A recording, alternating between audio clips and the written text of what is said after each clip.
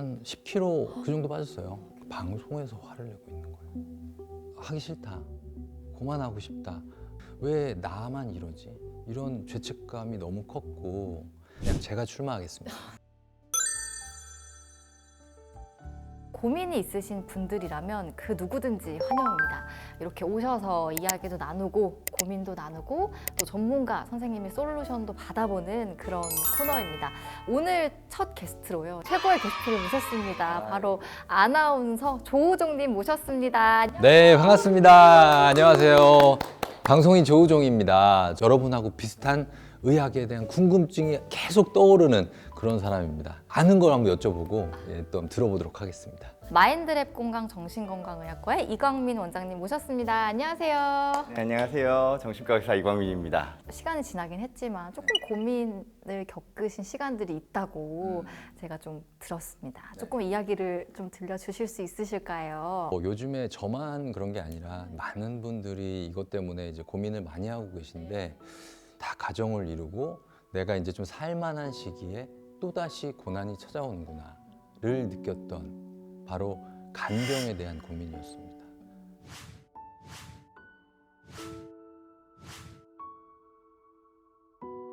나이가 들면 이제 저희만 나이 드는 게 아니라 부모님들이 다 나이가 드시잖아요. 그럼 찾아오는 게 뭐 아버님, 어머니의 병환인데 제가 라디오 프로그램 이제 생방을 하고 끝나고 나면 이제 녹음을 해요. 하고 있는데 엄마 딱 뜨는 거예요. 전화. 이 시간에 제가 뭐 일하고 있는 거 뻔히 아니까 전화를 할 시간이 아니거든요. 그래서 받았더니 아버지가 지금 응급실에 쓰러지셔서 응급실에 가셨다.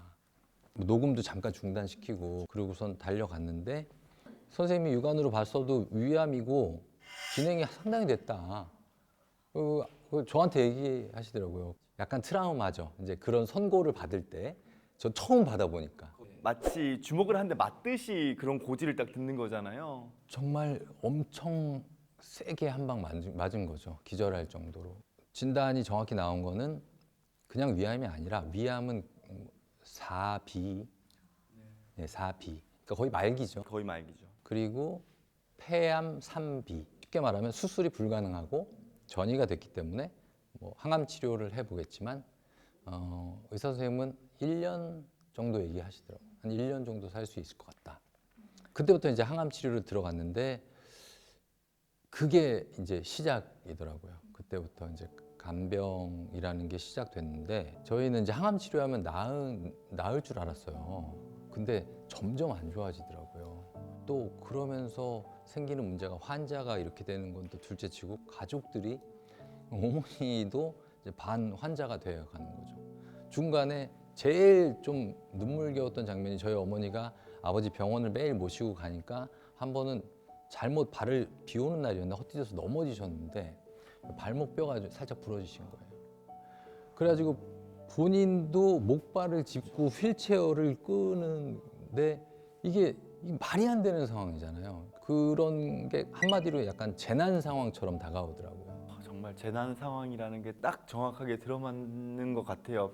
저도 이제 그 상황을 딱 떠올려 보더라도 아프시고 어떻게 보면 도움을 받으셔야 될 분이 더 힘드신 분을 지금 케어하는 상황이었던 거잖아요. 저는 어쨌든 간에 아내와 아이가 있고 아이가 이제 7살, 6살이었으니까 이제 얘를 키우는데 전력을 다해도 모자란 상황인데 아래로는 애가 있고 위로는 부모가 있으니까 그래서 저 하나만 신경 쓰고 달려도 모자랄 때 여기서 당기고 여기서 당기니까 못 견디겠더라고요. 근데 매일 아침에 5시 반에 일어나야 되잖아요. 네. 라디오 때문에. 라디오 때문에 생방이 있으니까 그것도 청취자들과의 약속 그것도 또 지켜야 되고 세 방향에서 막 끌려가는 거예요. 거기서는 밝은 티를 내시면서 이렇게 아침이니까 더 기운차게 하셔야 됐을 거 아니에요. 저 같은 경우에는 좀 어두운 방송보다 좀 밝은 걸 많이 하기 때문에 사실 그렇게 정말 지옥 같은 순간을 맞이하고 너무 슬픈 상황을 맞이해도 다음 날에 가면은 여러분 잘 잤나요?를 해야 되는 거. 정신적으로 견디는 게 인간이 견디기는 참 쉽지 않은 정도의 엄청난 고통이에요. 대소변 치우고 매일 뭐 하고 하다 보면 힘들다. 하기 싫다. 그만하고 싶다. 왜 나만 이러지? 왜 이런 생각이 들지? 당연히 해야 되는 걸 왜 하기 싫어하고 왜 피하려고 하지? 이런 죄책감이 너무 컸고 그 지금도 생각나는 게 이렇게 병원에 보면 이게 간이 침대 있잖아요. 거기서 이제 같이 아버지랑 같이 누워 있는데 지금도 그 소리가 가끔씩 나요. 딱딱 딱딱. 여기 껴놓는 거 뭐라고 하죠? 그 맥박 체크하는. 세츄레이션 재는 그 혈액 산소 수치 재는 거예요. 그걸로 침상에 있는 철제 침상을 딱딱딱 치세요. 저 부르는 거. 나 좀 봐달라고. 근데 그게 정말 한 3분에 한 번씩 부르세요. 계속 봐달라고. 왜냐면 이제 소변통도 좀 옆에 옮겨달라. 아니면 뭐 여기 몸 좀 이렇게 해달라. 뭐 이런 거. 그거 다 봐주려야 되니까. 꼭 필요한 게 아니실 때도 계속 치셨던 거죠. 계속 불편한 거예요. 그러니까 환자는 얼마나 불편하겠어요. 매 시간 불편한 거니 계속 부르는 거예요, 저를. 계속 봐달라. 선망이라 그래서 우리 뇌도 같이 불안정해지거든요. 그러면은 내가 지금 상황에서 좀 견딜 수 있는 상황도 지금 당장 내가 안절부절하지 못하면서 의식도 이제 혼동되니까 계속 찾는 거죠. 맞아요. 뭐 내가 뭐 때문에 찾는지도 모르지만 그냥 계속 그렇게 그냥. 그래서 제가 아버지 그만하세요. 저 너무 힘들어요. 제가 이렇게 얘기를 했어요. 근데 지금도 후회가 되는 게 아버지가 그때 정신이 들어오셨는지 미안해 이러시더라고요. 근데 그게 아직도 기억에 남고 왜 그런 말을 하시게 만들었을까? 왜 미안해하게 했을까? 그게 이제 돌아가셨으니까 너무 그게 후회가 되고. 최선을 다하신 거죠. 어떻게 보면 책임감처럼. 저희가 한계 상황을 지났음에도 불구하고 그냥 버틴 거죠. 예, 한번 버텨본 거고 그래도 어떻게 시간 가더라고요. 사실 이런 이야기가 뭐 왜 나한테만 일어나지 하는 이야기가 아니고 실제로 환자분들도 어떻게 이야기하시는지도 좀 궁금합니다. 간병과 관련된 상황은 앞으로도 심각해질 거예요. 우리가 100세 시대라는 걸 이야기하지만 그 100세 시대라는 게 정말 장밋빛 미래는 결코 아니거든요. 거기다가 건강에 대한 관리라든지 혹은 노인 요양과 관련된 부분들이 사회적으로 잘 세팅이 돼 있으면 모르겠는데 지금의 어르신 세대가 딱 중간에 낀 세대세요. 그게 지금 사회적으로 충분히 준비가 되어 있지 않아요. 그 상황에서 몸이 아프시다거나 이제 삶의 마지막 순간이 다가오시게 될 때 그걸 돌봐드려야 되는 상황이 오롯이 그냥 가족한테 전가되는 이런 상황들이 발생을 하거든요. 그 과정에서 가족의 삶이 송두리째 이렇게 뺏겨가죠. 매몰되는 듯한 매몰되죠. 느낌이 있거든요. 이거는 개인의 몫이라고 보기는 상당히 어려워요. 그리고 제가 지금 말씀을 들으면서 느끼는 건 조종 아나운서님께서 정말 아버지를 끝까지 내가 책임지겠다는 그 마음이 정말 대단하신 것 같아요. 아니요, 저 당연히 해야 되는 거니까 한 거고요. 근데 전 죄책감을 느낀다고 말씀드린 게 너무 못하겠다는 생각이 많이 들었어요. 저는 뭐 지금까지 무슨 방송을 하든 아이를 키우든 다 해냈는데 아 이건 내가 못하겠다는 생각이 든 게 제 인생의 처음이었어요. 그리고 저는 화도 많이 냈던 것 같아요. 근데 그게 전가시키는 거 있죠. 환자한테 화를 못 내니까 다른 쪽으로 튀죠. 맞아요. 방송에서 화를 내고 있는 거예요. 그거 안 되잖아요. 근데 방송에서 짜증을 내고 뭐 예를 들면 같이 나온 게스트한테 짜증을 내고 청취자한테 짜증을 내고 왜냐면 나는 이렇게 힘든데 청취자분들 몰라. 나는 속에서는 너무 힘들어. 근데 내가 이걸 하고 있어. 못하겠어. 근데도 해야 돼.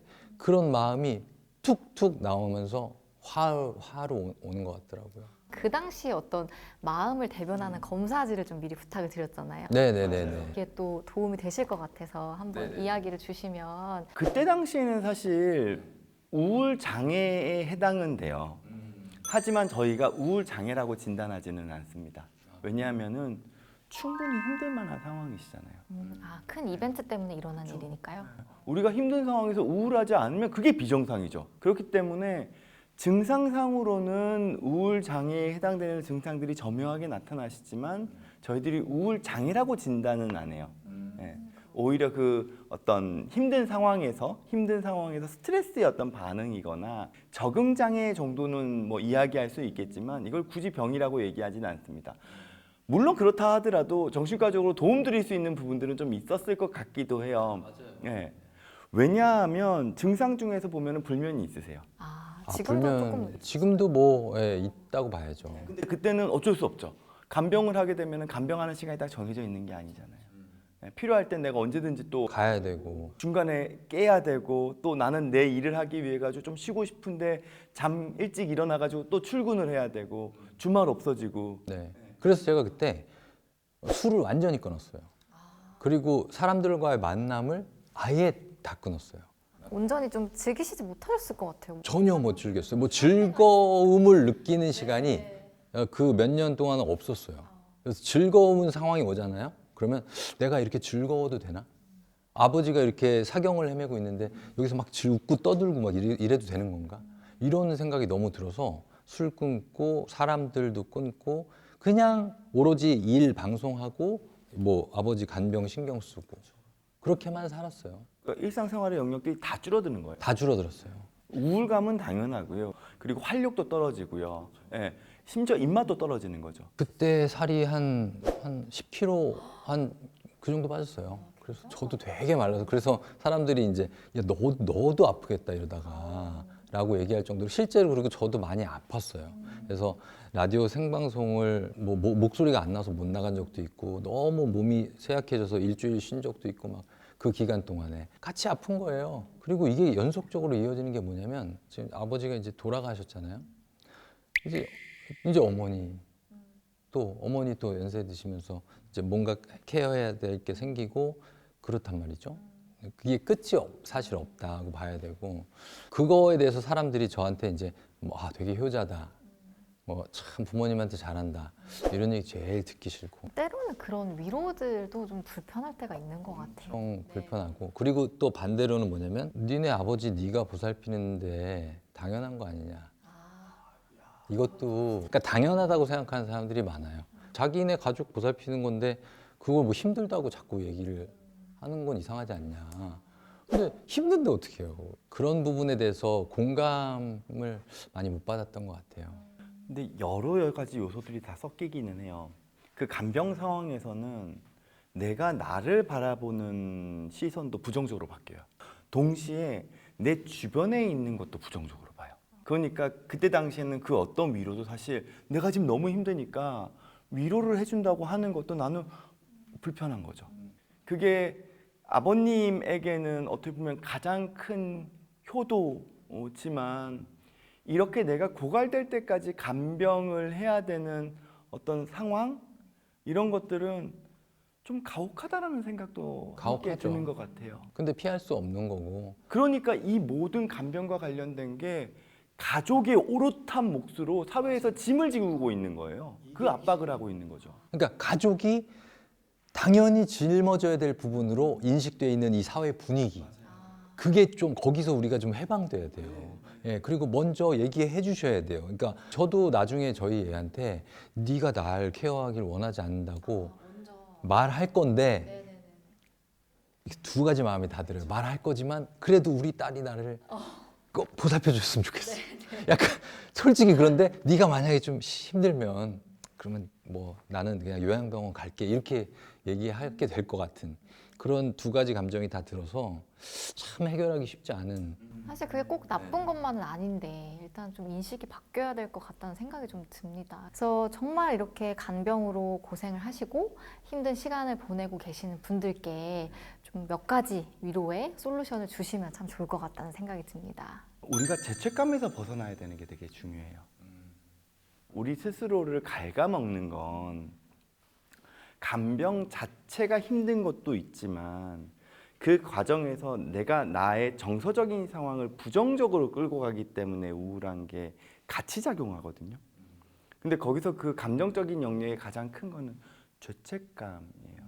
우리가 잘못하는 것들에 대해서 죄책감이나 스스로 약간 돌아보는 것들은 필요하겠지만 그 죄책감을 하나의 의무감으로 가져가는 건 우리가 경계해야 되는 것 같아요.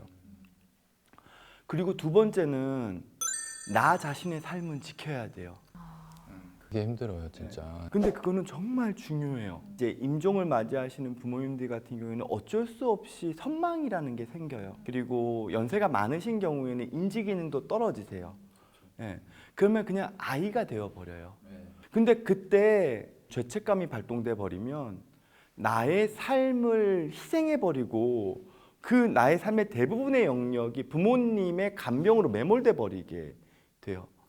근데 그거를 정신이 온전하실 때 우리에게 진짜로 원하시는 건지에 대해서 돌아봤으면 한다는 거죠.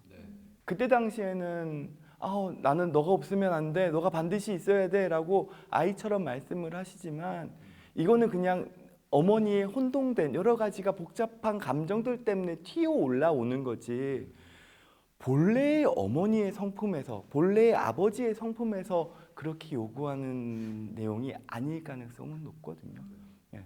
그렇다고 해서 간병을 하지 말라는 건 아니에요. 정도를 지키라는 거죠. 적어도 나의 삶의 영역은 지켜나가고 나의 사회생활이나 사회적인 역할은 가져가면서 간병을 병행하고, 거기서 내가 할 수 없는 영역은 그 누군가의 도움을 받아야 하는 거죠. 그게 간병인이 됐던 혹은 요양병원이 됐던 호스피스 병원이 됐든 말이죠. 세 번째는 우리는 언젠가 다 죽음이라는 걸 맞이해요. 사랑하는 부모님이 이 병을 극복하시고 원래의 건강을 되찾으셨으면 하는 바람으로 열심히 간병하는 건 있지만 우리는 언젠가 헤어져요. 언젠가 부모님은 나보다 먼저 돌아가실 거고 나 역시 나의 자녀들을 두고 언젠가는 이 세상을 떠나가겠죠. 간병을 하는 상황에서도 나랑은 언젠가 헤어질 거야 라는 거를 받아들이는 마음은 필요해요. 그거를 끝까지 붙잡으려고 하는 건 자칫 나의 욕심일 수 있죠. 그러니까 우리가 헤어짐을 받아들인다는 건 우리가 영영 멀어진다는 게 아니에요. 헤어짐이 아니라 그 모습을 내 마음에, 내 마음 안에 대상으로 가져간다 그러거든요. 동시에 그 헤어짐을 받아들인다는 건 나 역시도 언젠가 이 세상을 떠날 거기 때문에 나름의 준비도 가지는 거죠. 내가 나중에 죽음이라는 삶의 마무리라는 것들을 받아들여야 될 때 나는 이런 과정 속에 이런 환경에서 우리 자식이 나한테 매몰되지 않고 내 삶을 마감할 수 있는 방법들에 대해서 미리 준비하고 고민하고 만들어 놓는 것, 이런 게 헤어짐에 대한 받아들임이 아닐까 싶어요. 정말 힘들게 간병하셨고 그때 당시에는 힘든 시기를 보내셨지만 이제는 어떻게 보면 그런 것들이 다 극복됐잖아요. 그렇죠. 네. 저는 그 간병 과정에서 분명히 남긴 건 있다고 봐요.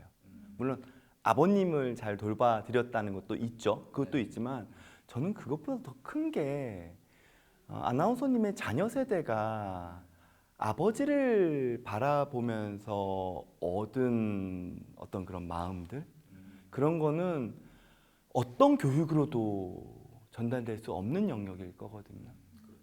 그 자녀 세대가 아버지 세대를 바라보는 시각, 그리고 사회를 바라보는 건강한 시각을 만들어 주셨다는 것도 있는 것 같아서, 그렇게 생각하면은 이제는 극복된 입장에서 그 나름의 의미가 충분히 있지 않을까, 그런 말씀을 드리고 싶어요. 맞습니다.